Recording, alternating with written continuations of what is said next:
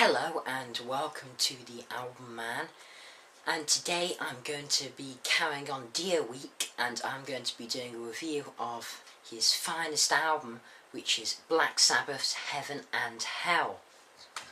So, this is the founders of heavy metal Black Sabbath's 9th studio album, and it was released in April 1980. And this is the first Black Sabbath album to feature the almighty Dio on vocals, replacing Ozzy Osbourne. Now obviously as a metal fan, I love Ozzy Sabbath, but for me, I just think Dio Sabbath is far superior. I think the music and vocals are just better with Dio era. So let me tell you the track listing of this album. Neon Nights, Children of the Sea, Lady Evil, Heaven and Hell, Wishing Well, Die Young, Walk Away, and Lonely is the Word.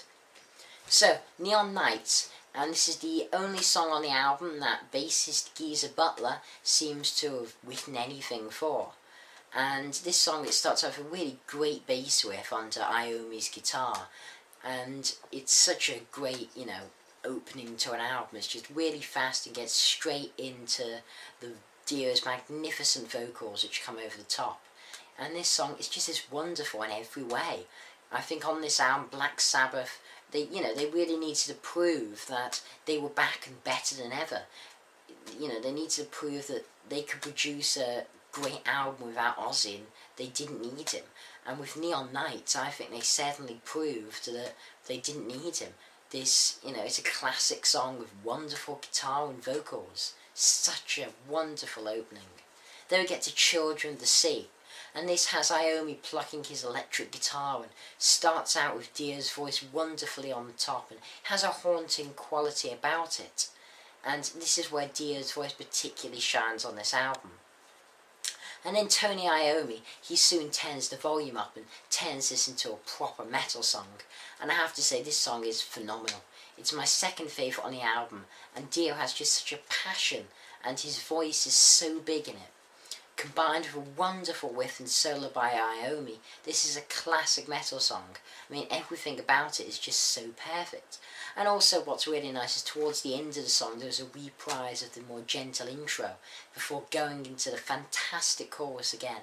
I mean, this song is just truly magnificent. Then we get to Lady Evil, and this starts out, again, such a great bass line and groove by the band, and then Dio's voice just pierces it like an arrow to the knee. Sorry about the reference, guys, but this song, it has another really, really good chorus that's just so catchy with a great riff. Iommi's guitar, it's so good on this album overall. And just like Blackmore for Rainbow, Iommi proves why he is the father of the genre that is metal. I mean, forget the Kinks, You Really Got Me Going. That isn't the first example of metal. The earliest example of true metal, in my opinion, is the song Black Sabbath by Black Sabbath. Anyway, this song, it's amazing. I mean, what less can you expect than perfection from the greatest metal album ever made? Then we get to Heaven and Hell, which is Black Sabbath's magnus opus and Dio's magnus opus. This is one of the world's greatest ever songs that makes Stargazer sound like Justin Bieber in comparison. It starts out with the classic, timeless, genius riff from Iommi, with a great bass line that carries the whole song along. And of course, the highlight of this song has to be Ronnie James Dio's voice. When I think of Sabbath, I think of Dio's voice in Heaven and Hell. This is his greatest vocal performance, and he manages to embody all that is metal vocally in this one song. This has all the elements you need for a truly epic, great metal song. It has a nice, steady drum beat, a driving bass, and an iconic, exceptionally memorable riff from, Iommi. And it has Tony Iommi's greatest solo, one of the greatest solos ever in my opinion. Genius lyrics, a catchy chorus, and most of all, a voice that cannot possibly be of a mortal man. This is metal's greatest song, performed by the fathers of metal in every respect. Black Sabbath prove in this song that Ozzy is not needed in Sabbath, and they can do better without him. even though I love Ozzy Osbourne, this is far, far superior. Then we get to Wishing Well, and this of course is obviously overshadowed by the magnificent Heaven and Hell, but so is nearly every song ever, to be honest. This song, Wishing Well, is fantastic. It really is a fabulous song, and if it was heard on a normal metal album, it'd probably be my favourite song on it. It's just a testimony to how phenomenal, mind-blowing this album truly is. Featuring more wonderful riffs, choruses and vocals, it's magnificent. Then we get to Die Young, the song that remains so true for the man singing it. I always find it quite eerie listening to it now, as it remains so true for Dio. The message of this song, live for today as tomorrow never comes. It's very true, and lyrically I think this song is superb. Of course, musically, Iommi and, the rest are amazing as well.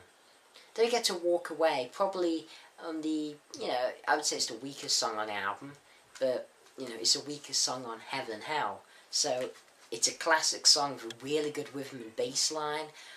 Of course, it does help that Dio's voice is magical in it, and again, it's just such an amazing song. It's overshadowed by the insurmountable Heaven and Hell. Now, this doesn't make Walking Away any less of a song. Not Walking Away, Walk Away, sorry. And I love it dearly. It's just overshadowed by other phenomenal songs. And then we get to the last but certainly not least track on the album, which is Lonely Is the Word. This is an excellent way to end this album, and it really doesn't let you down at all.